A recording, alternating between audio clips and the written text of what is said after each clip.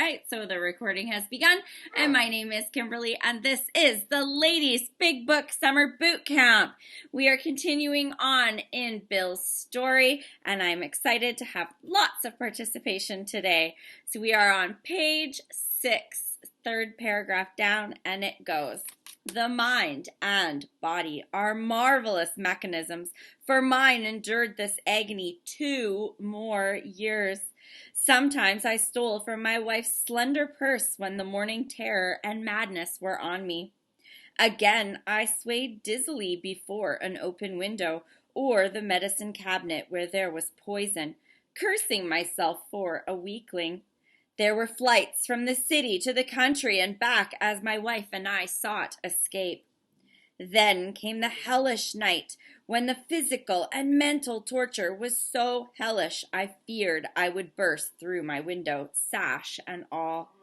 Somehow I managed to drag my mattress to a lower floor, lest I suddenly leapt. My doctor came with a heavy sedative. Next day found me drinking both gin and sedative." My dog.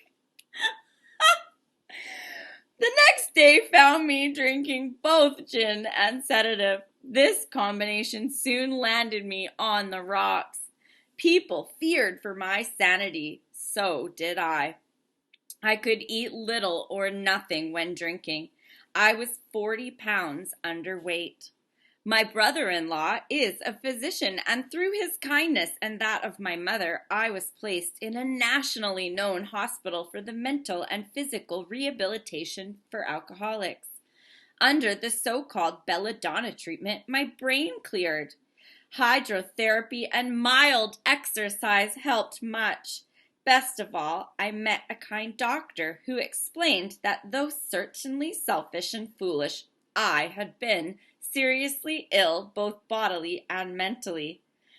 It relieved me somewhat to learn that in alcoholics the will was amazingly weakened when it comes to combating liquor, though it often remains strong in other respects. My incredible behavior in the face of a desperate desire to stop was explained. Understanding myself now, I fared forth in high hope. For 3 or 4 months the goose hung high. For I went to town regularly and even made a little money. Surely this was the answer. Self-knowledge. So here we have Bill's second solution. The first, if we remember, was self-will. Now you see here, he's kind of getting to this point, and you see it in the rooms of Alcoholics Anonymous, where self-will has failed people, and then they come into AA, and they're like, okay, I have a problem drinking, but I'm not really sure. So they get a little bit of self-knowledge.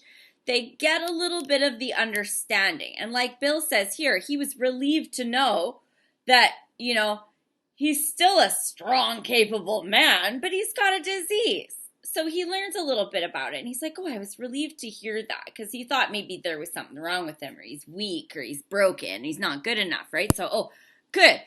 I'm an alcoholic. Okay, good. So I know I can't drink. Okay, I can manage.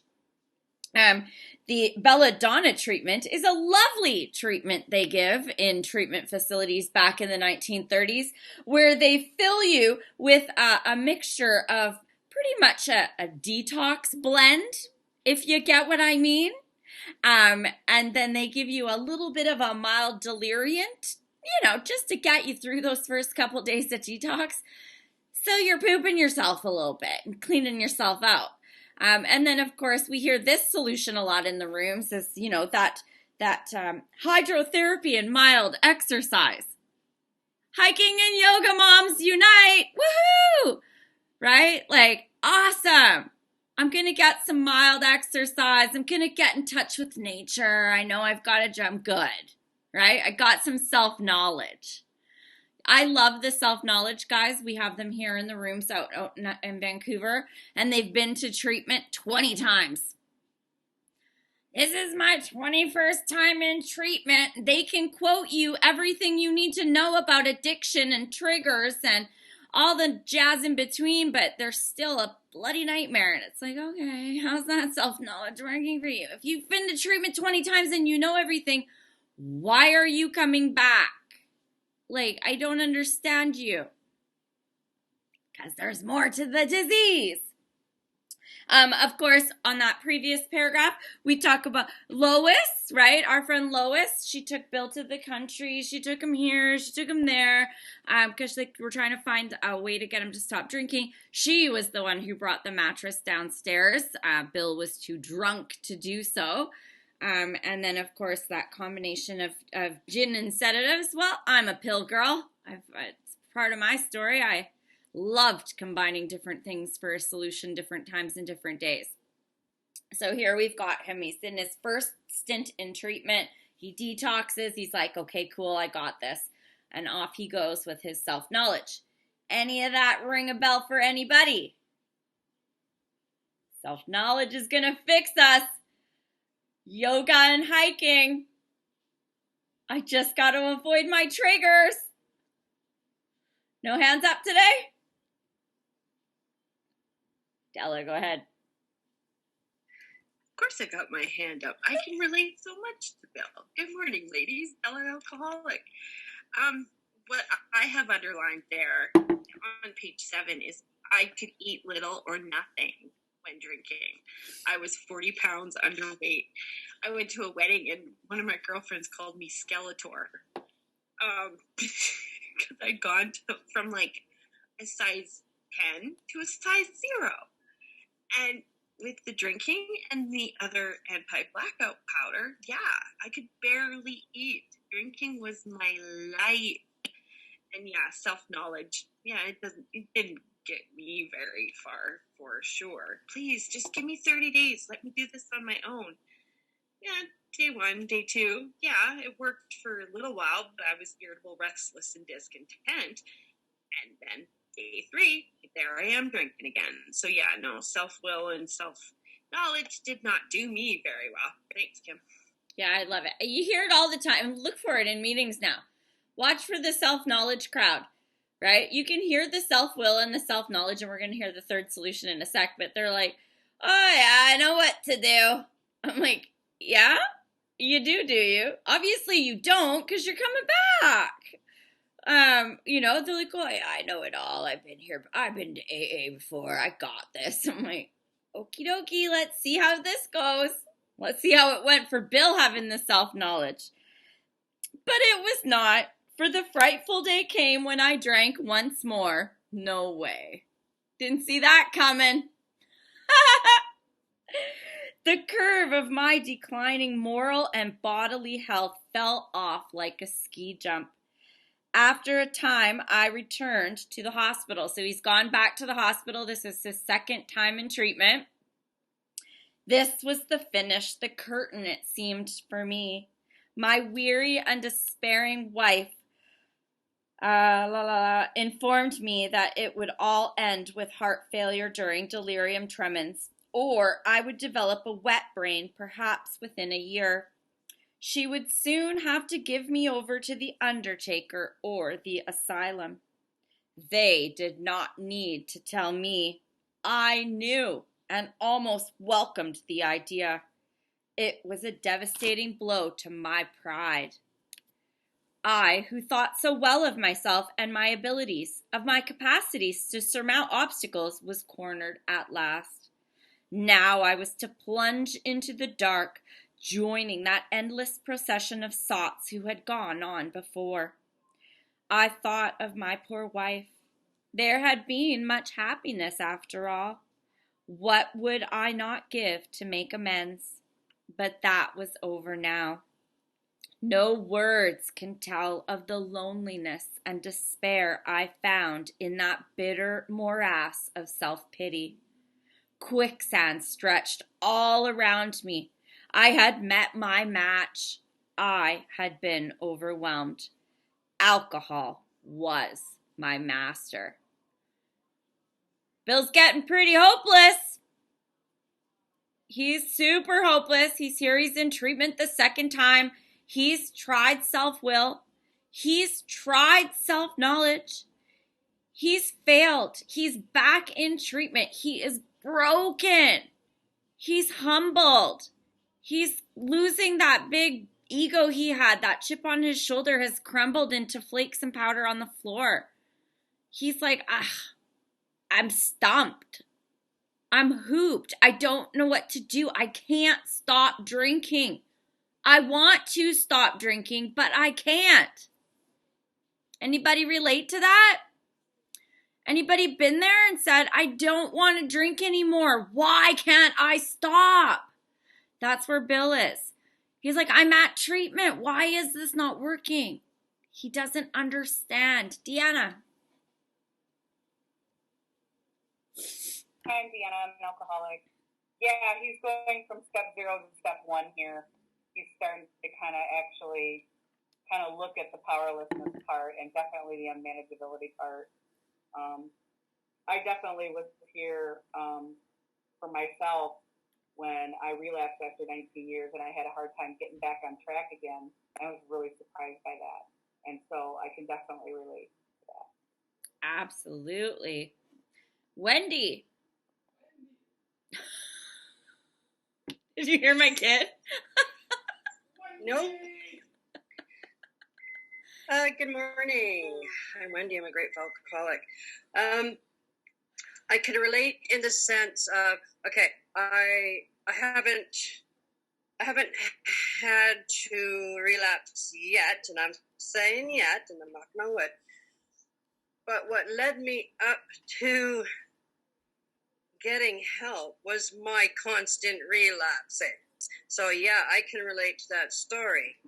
I used to get offended when Tony R would say, come on, you've all relapsed here, in and out of the program. And I'm like, but I've been sober for 6 years and I didn't get it, but now I get it.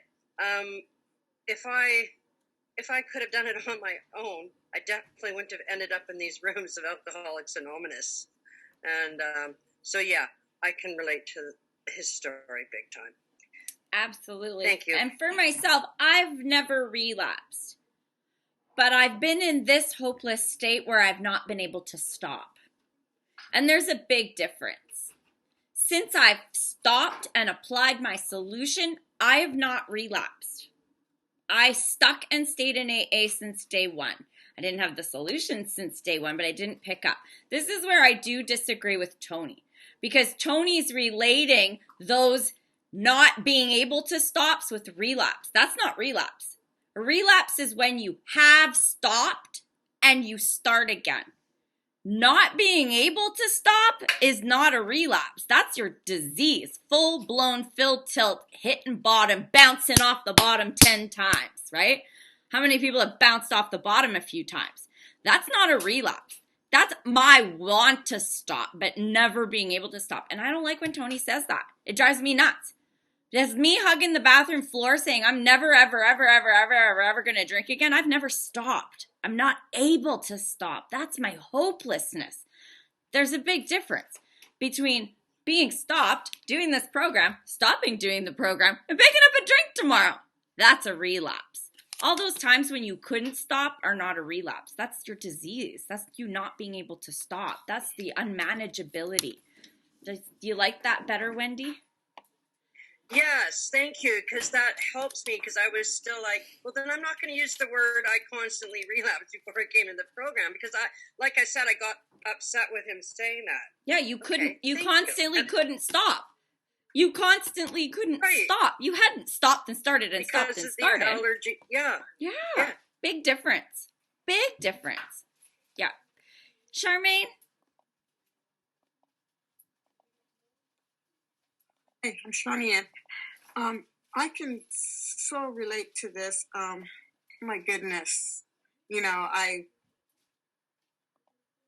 was young and I heard of the program, I came in and I stopped, and then I heard when they read in the big book, if you can go, without drinking for a certain period of time, our hats are off to you. Well, I tried that, and it did not work.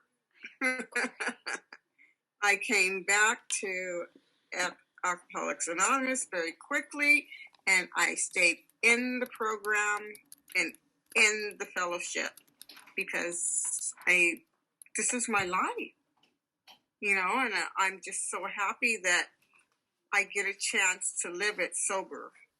Thank you. Thank you so much.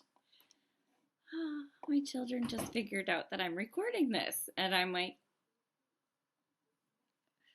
they're gone now. It's a professional day. There's no school.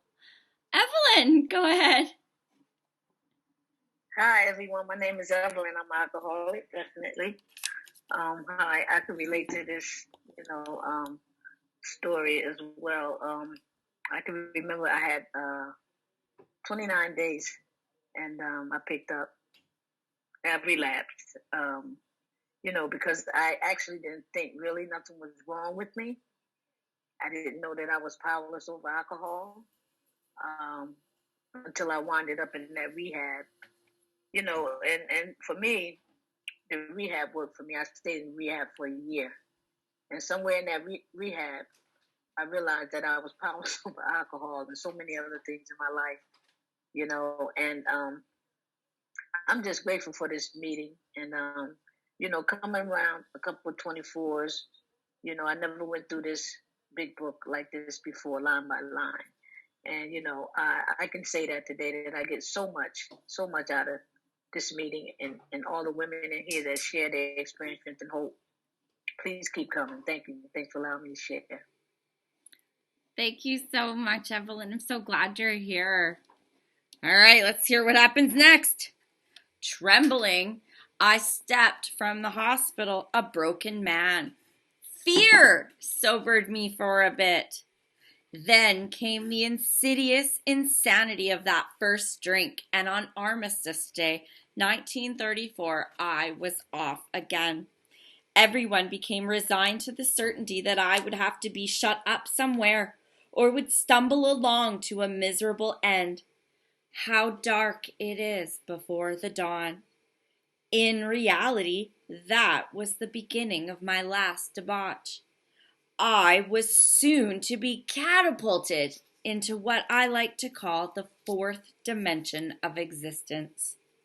I was to know happiness, peace, and usefulness in a way of life that is incredibly more wonderful as time passes. Love those last two sentences. Love them. So fear, his third solution. His first solution was self-will. His second solution was self-knowledge. Fear is his third solution. We hear this one a lot in the rooms of Alcoholics Anonymous. And what that one sounds like is, I got told to come to AA or the judge is going to put me in jail. I got told to come to AA because my boss is going to fire me. My wife's going to leave me. My kids are going to get taken away. Blah, blah, blah, blah, blah, blah, blah. Fear. Their fear of losing something. Fear of losing their job. Fear of losing their wife. Fear of losing their family. Fear of losing their good name in society because people are starting to notice that they're a ding-dong, right? Yeah, it's a really good country song. Fear. You hear it at the podium all the time. What it sounds like is a Carrie Underwood song. If your share sounds like a Carrie Underwood song, you're in fear. Get in the solution. It'll cheer up. You'll have a pop hit in no time. But that's just it.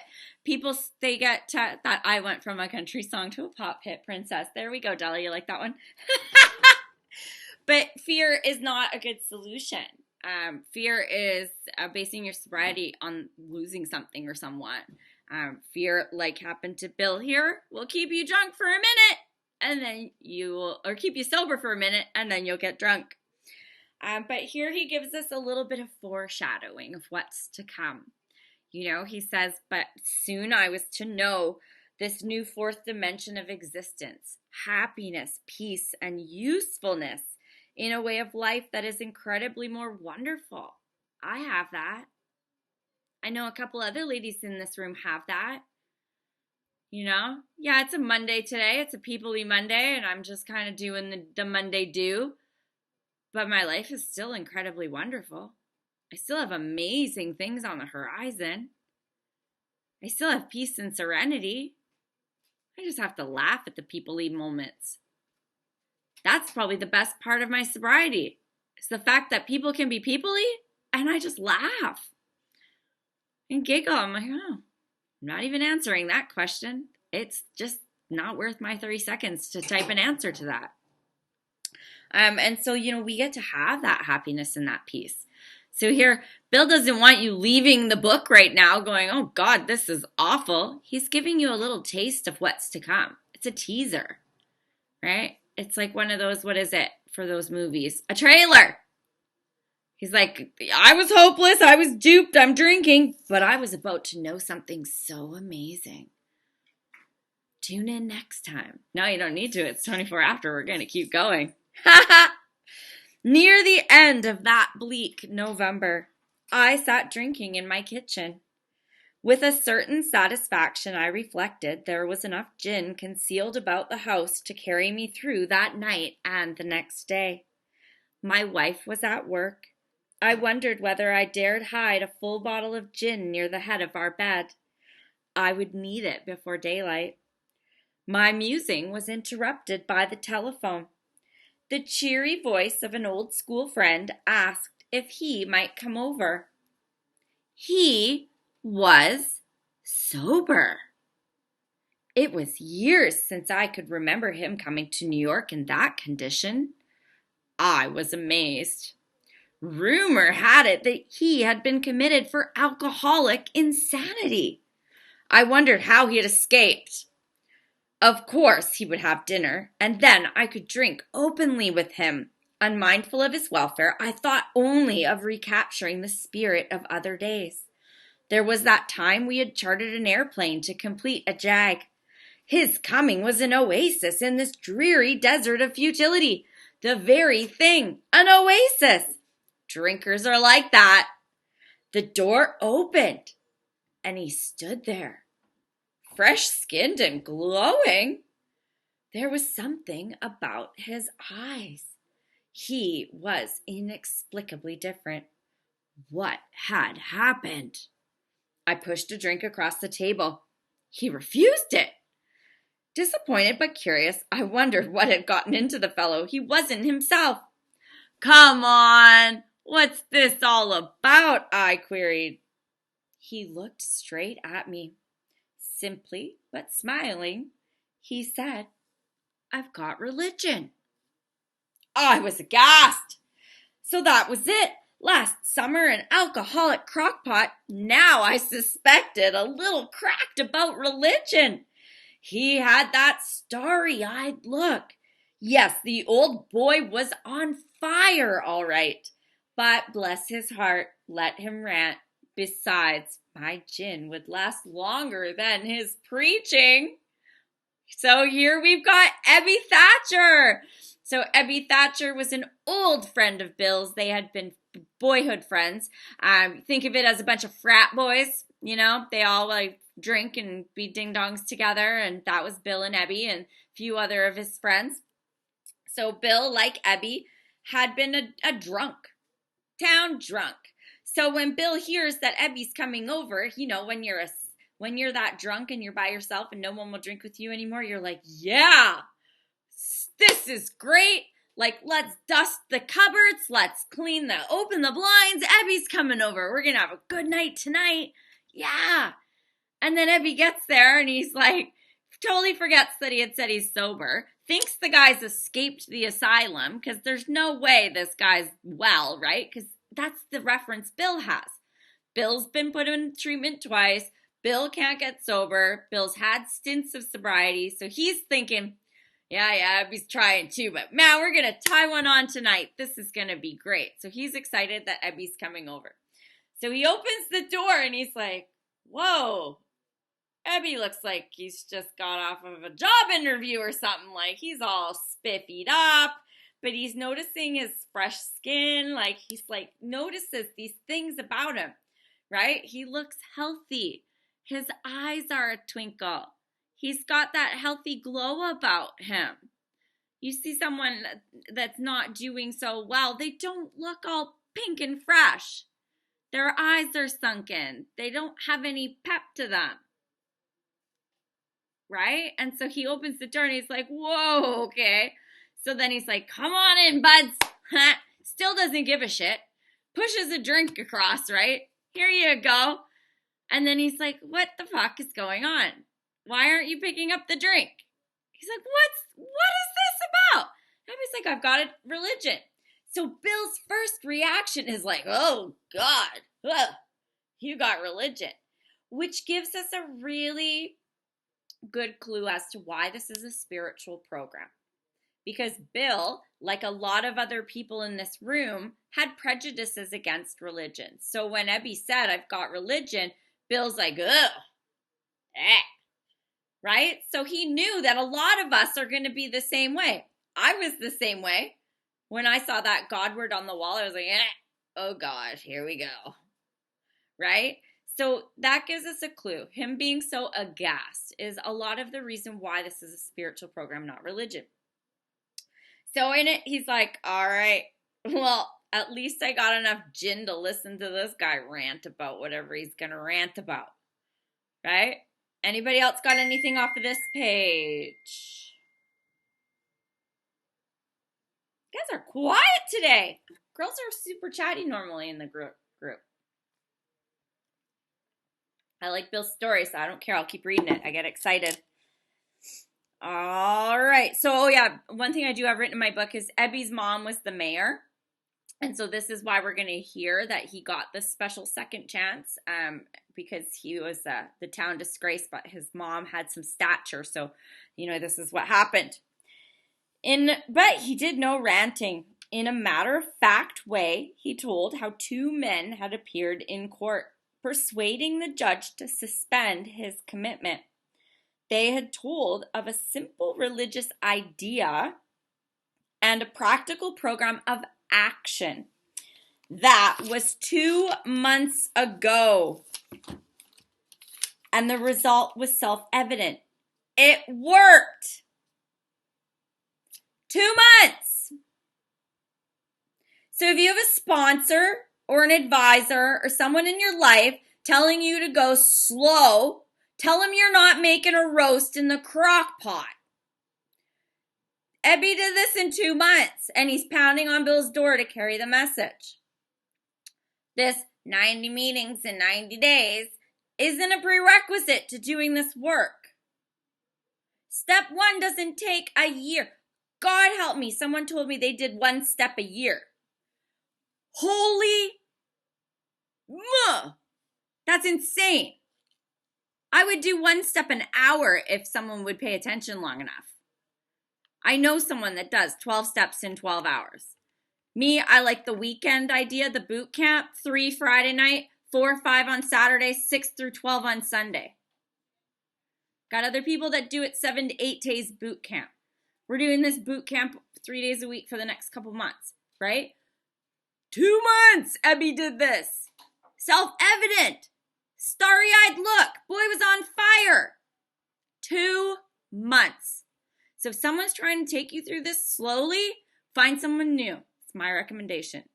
Because you're going to be miserable. This is a rapid-fire program. So what's the simple religious idea and practical program of action? Trust God, clean house, help others. There are 6 tenets. The 6 tenets of the Oxford group, which is the religious group, were complete deflation, dependence on God, moral inventory, confession, restitution, and continued work with others. That's the 6. They're found on page 268 of the 4th edition. Wendy, you good? Oxford Group 6 Tenets. Page 268 of the 4th edition. So that's the basis of what Ebby was doing. Ebby did that in 2 months. So he had complete deflation. He realized he was hopeless. He found a dependence on God. He did a moral inventory. He confessed. He started to do restitution. And then he continued to work with others. And now if you break it down and look at what Bill did when he added the other 6 steps, He added praying for willingness before each one. Pretty much. If you really want to break it down. Yeah, if you bought your book on Amazon, your page numbers might be off. Or if you have a 3rd edition, your page numbers are going to be different. I have a 4th edition. I'm hanging on for the 5th edition, which is now in production. Just so everyone knows. Okay, so, and what happened? It worked. So Ebby's sober, right? Bill now is convinced that this worked. Right? So this is what? Hope. Bill's got hope right here on this page. So what did Ebby do? Ebby did what we do. He shared his experience, his strength, and his hope. And Bill said, it worked. So Bill saw that this worked for Ebby. So now what's going to happen? Let's see. He had come along to pass his experience to me if I cared to have it. I was shocked, but interested.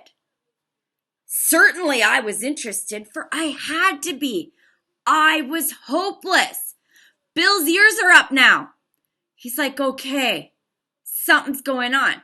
Who here came to this meeting or saw me speak and had the same thing happen to them? And that's why they're sitting here today. That's the process we're supposed to have. I'm supposed to share what I got. I'm on fire. Now you want it too. So here I am going, here you go. That's what Bill's like. Bill's like, okay, tell me more. Tell me more. Yep, okay, tell me more. He talked for hours. Childhood memories rose before me. I could almost hear the sound of the preacher's voice as I sat on still Sundays.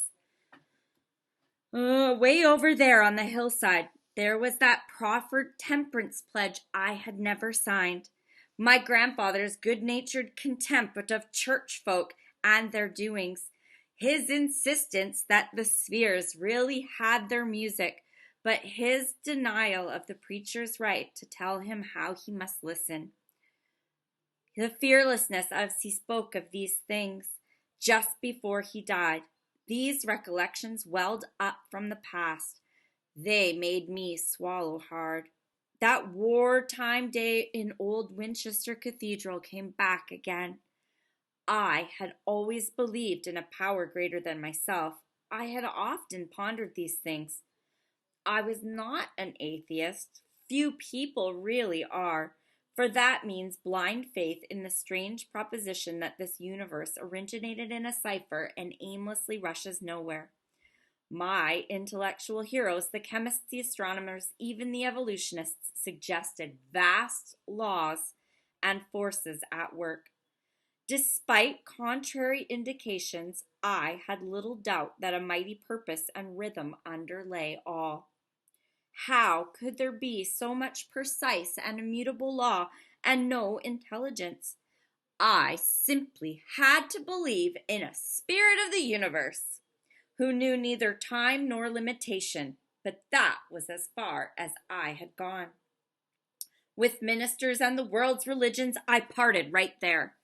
Then they talked of a God personal to me who was love, superhuman strength, and direction.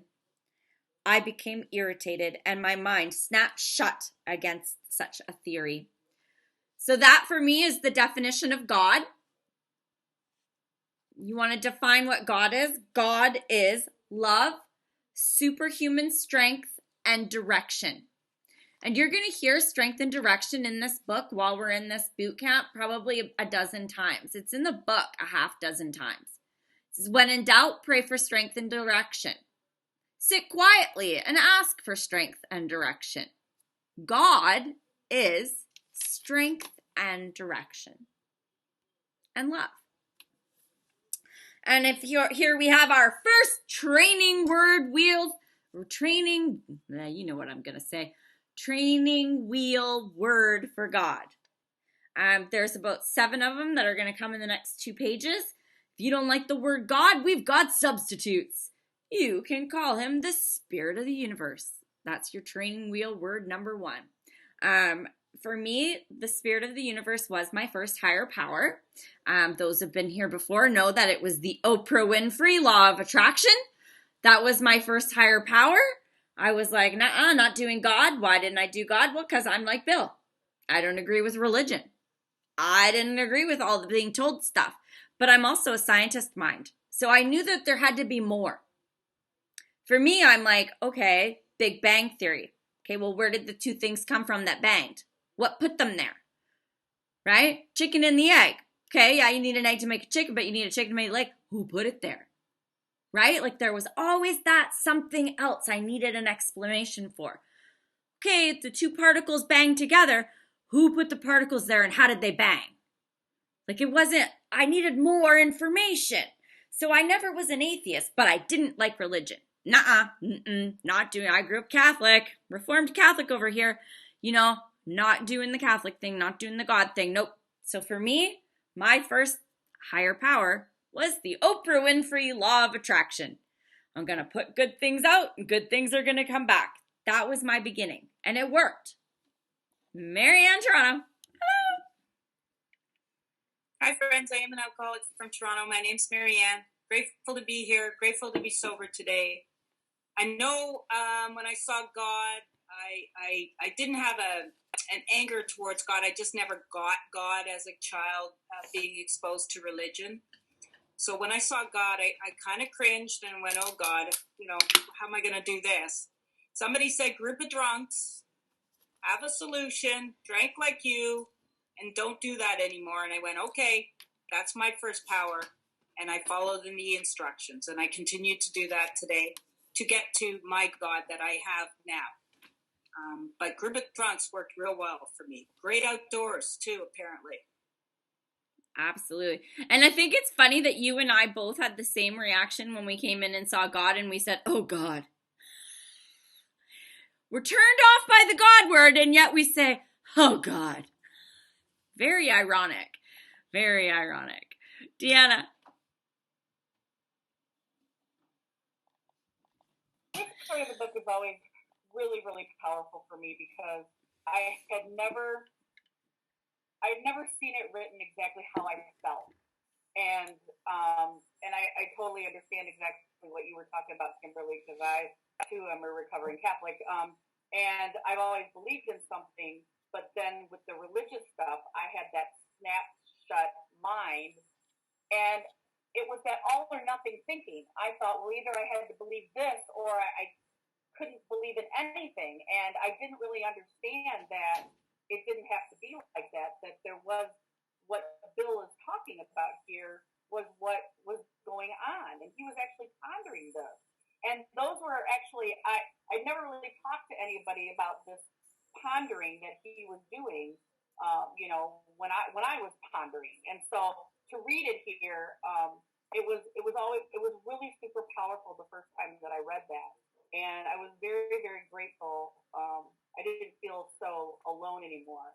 And, being in the fellowship for such a long time, my idea of what God was has changed so many times.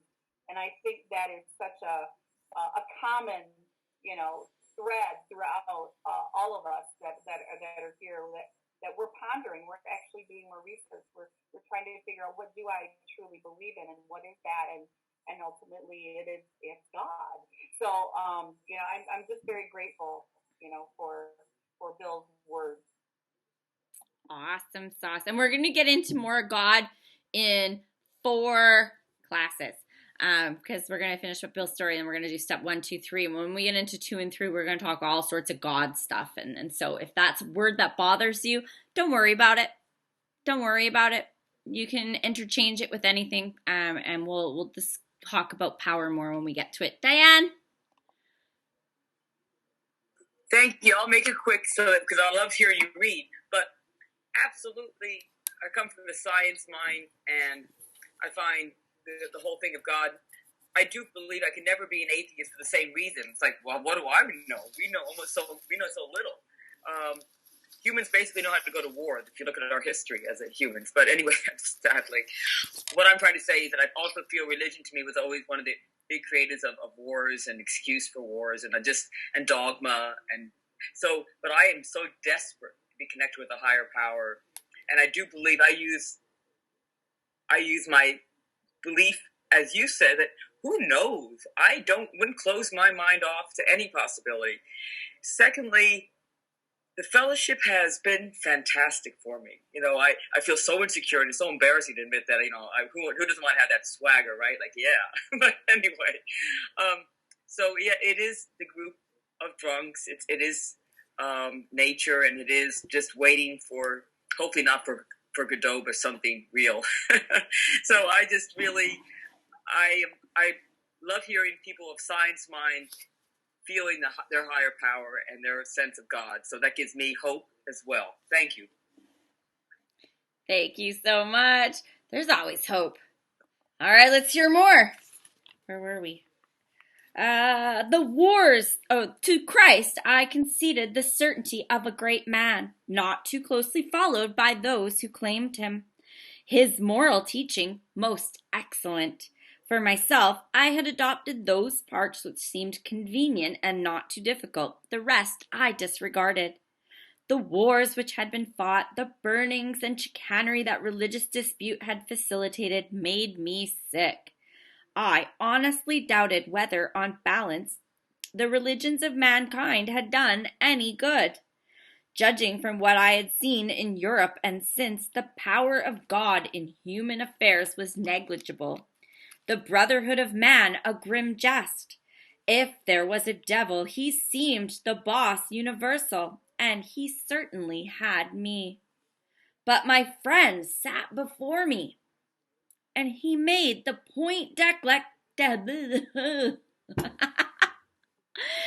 my friend sat before me, and he made the point blank declaration that God had done for him what he could not do for himself. His human will had failed. Doctors had pronounced him incurable. Society was about to lock him up. Like myself, he had admitted complete defeat. Very important. Very important. Then, in effect, had been raised from the dead, suddenly taken from the scrap heap to a level of life better than the best he had ever known. Had this power originated in him? Obviously it had not. There had been no more power in him than there was in me at that minute. And that was none at all. That floored me. It began to look as though the religious people were right after all.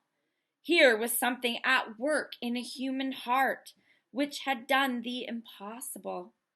My ideas about miracles were drastically revised right then. Never mind the musty past. Here sat a miracle directly across the kitchen table.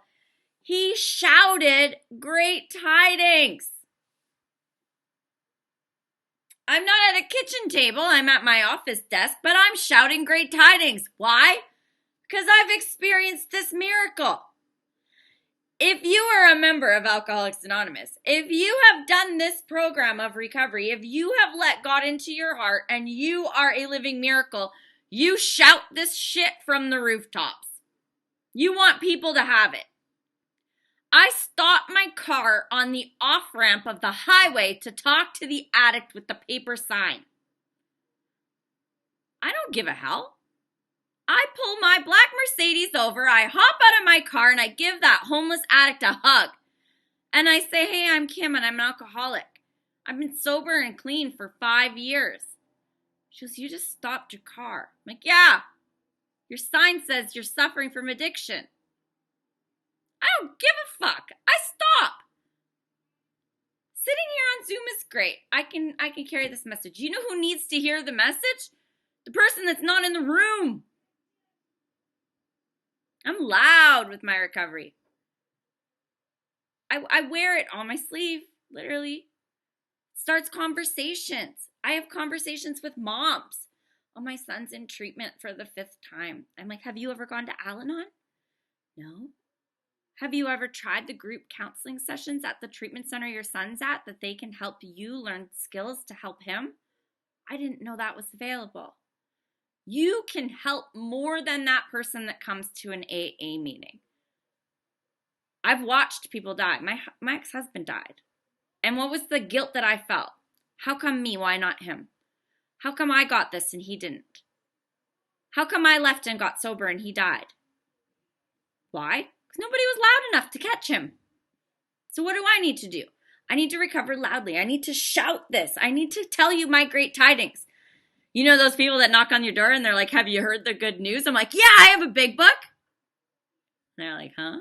I'm like, never mind. Close the door. I know the good news. So here is like, you know, Ebby's saying God has done for him what he could not do for himself. Why? Self-will, self-knowledge, fear. All that stuff I tried on my own. Tony Robbins, Walk on Fire, Brene Brown, Call to Courage. You know, whatever podcast you listen to, did it work? Nope. What worked for me? God and this program. What am I going to tell people works? God and this program. I tell them all the other stuff I did after that because there's more to me. I'm not just a big book girl and that's all I did. I've done other healing things because that's what we do. We find out what's wrong with us, we face it, and then we heal. If you've got childhood trauma, this book isn't going to fix it. This book is going to give you God on your back that's going to walk with you while you fix it. This book doesn't have the solution if you were raped as a 10-year-old. But this book will help you overcome the fear of asking for help. There's a big difference. When people say, all of everything you need to know is in the big book. No, God's in the big book. God's all you need to help you walk through the rest. But there's other stuff we got to do. Right? My self-esteem was in the garbage. This book gave me a shit ton of confidence. Do I still have little things that go off sometimes? Yeah. So what do? I work on it. Who helps me? God! It's a great thing. Priv? Thank you, Kimberly. You know, these pages in the big book they're delicious. There's so much substance, and it's really where he starts with that wartime day, and it continues on. Here was something at work in a human heart, which had done the impossible. And that miracle has been done for me and in so many other people, which has done the impossible. And I think that right there is the definition of a miracle, is something that is humanly impossible. You know, it's funny because I know how it works, but I don't know how it works. And there's so many mysteries in here, and I get so much more clarity day by day. There's a lot of beauty in this book.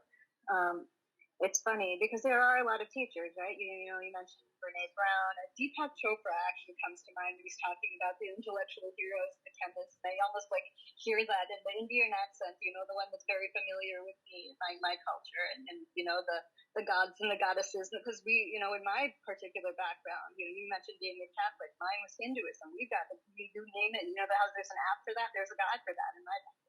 So I have this complicated background for my spirituality, but what AA has done for me is it's brought me to a simplicity. I love this. I love how we're all here in this digital realm because of one alcoholic at another. It started at a kitchen table, and here we are meeting in this digital world, all of us. You know, it started out with letters. Imagine being a farmer out in the middle of nowhere waiting for your letter to come, you know, for weeks and weeks. And here we are. I'm like, I got my phone in my pocket, and there's Kimberly, and we're sitting here with this book that like, took a week to come from the general service office. I mean, come on.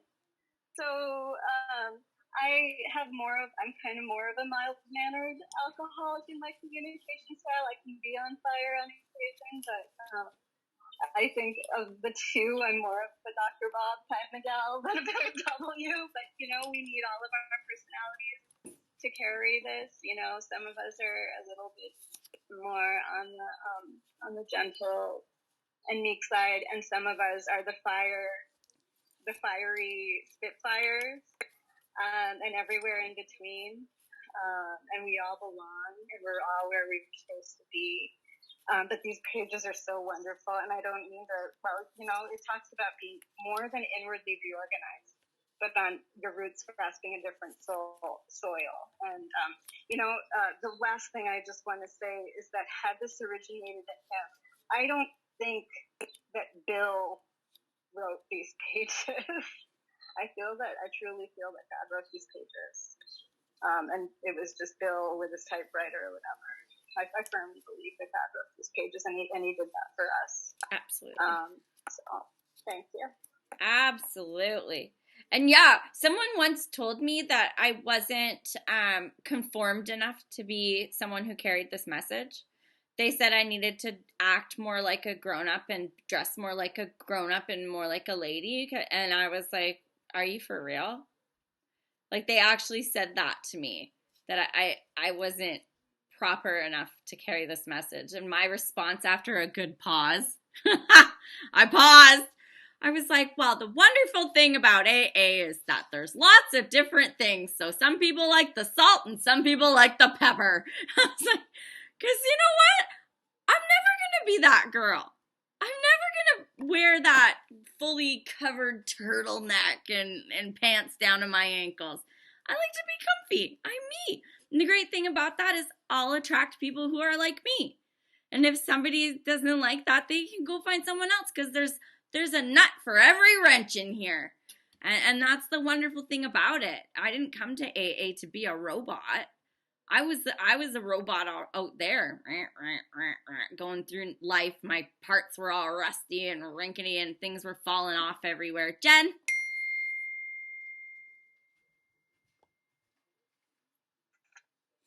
Hey guys, Jen Alcoholic.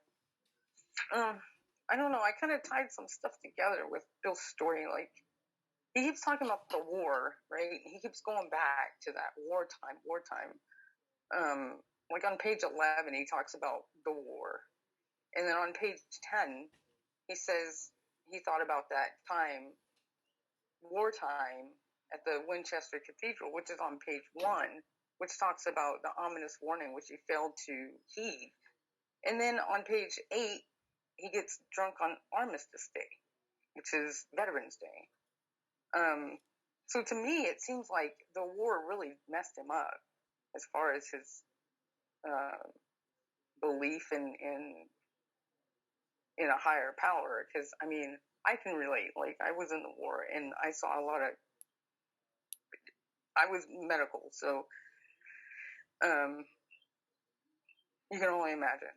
But, so I think, that's a lot of his thing. He keeps thinking back to the war, and it's really, like, messing with his mind, and especially with his underlying depression, too. So, but yeah, so that's how I can totally relate to his story. But, I'm here. I believe in God today. Like, I don't let that stuff affect me anymore. I got past that because I did the 12 steps and I did the work, and I got outside help that I knew I needed. So yeah, it's doable. Like, I see veterans all the time that are pretty messed up. So, I work with them too in group therapy. So, I'm really proud to be here, and thanks, Kim, for putting all this together. Thank you so much, Jen. Yeah, and that's so great. And I love that about us and this room, is that we each have our past experiences, and we're able to help those with shared experiences. And the number one thing you'll hear me talk about it as we go through the book is hoarding sponsees. People love to hoard sponsees, and they tend to hoard sponsees that they aren't the right fit for. We're not meant to do that. Part of being a responsible member of AA is being a people connector. I love listening to other people. So say someone approached me and they're saying, hey, I really need a sponsor. And then they proceed to tell me a bit of their backstory, and they proceed to tell me that they are a veteran. I'm going to say, that's great. I've got a girl named Jen C. I can connect you to Jen. You know, I got a girl that's worked in a bar and she's a bit of a floozy. I'm like, hey, you're my kind of people. Been there, done that. Right? If we have professional people, we can refer them to like Deanna. Deanna works in a treatment and owns a treatment center. So if I know someone that has a similar experience, I can refer them to her so that we can connect people as an agent of God. Instead of just saying, I want to sponsor people, I'm going to take everybody that asks me. That's actually irresponsible. And we're doing people a disservice if we don't share similar backgrounds. I have a lot of friends that are trans or are lesbian. I don't understand how that feels. Those people need to connect with people who have had that shared experience because it's going to be the same. But if you're a drunken wino housewife that used to like run around the bar, I'm your girl. I got you. Right? But that's the wonderful thing about shared experiences. We've got so many different people in a room. We've got 42 women here. We got a nut for every wrench in here for sure. And if not, we probably know someone. And that's the wonderful thing about AA. Marianne, my favorite wrench. So when I got here, I was a mess. Like I couldn't stop even crying. I was so broken. And I got into a room of Alcoholics Anonymous, and everybody was happy and joyful. And I went, whoa, like there's no way I can get from where I am to there. And they said, yes, you can. Everybody is very welcoming, happy. You just keep coming back and you do what we do, and you'll get there. And it worked for me. And it continues to work for me. So seek out joyful, happy, recovered alcoholics and ask what they did. And that's all I had to do. And I was guided through this process. So thank you. Thank you for being here. Thank you, Marianne. All right, and the one last thing we're going to touch on briefly, just to make you think and ponder before you come back on Wednesday. The biggest thing on that page is, like myself, he had admitted complete defeat. And we're going to get into that really in depth when we get into step 1 on Friday. But complete defeat is very important. I hear a lot of people talk about acceptance and surrendering. Accepting you're an alcoholic and surrendering that you're an alcoholic is a lot different than admitting complete defeat. Think of a war. In the First World War, the Germans surrendered. And what did they do for the next 5 years? They reorganized. They came up with new plans. They rethought their strategy. And they came back and they tried it again in World War II. And after World War II, what did they do? They admitted complete defeat. They were done. The war was over. Now it's history. The difference between surrender and defeat is if you surrender, you're not out of options. You just kind of are giving up at the time because you can't see a way out. But you kind of go and you regroup. And our alcoholism disease loves regrouping.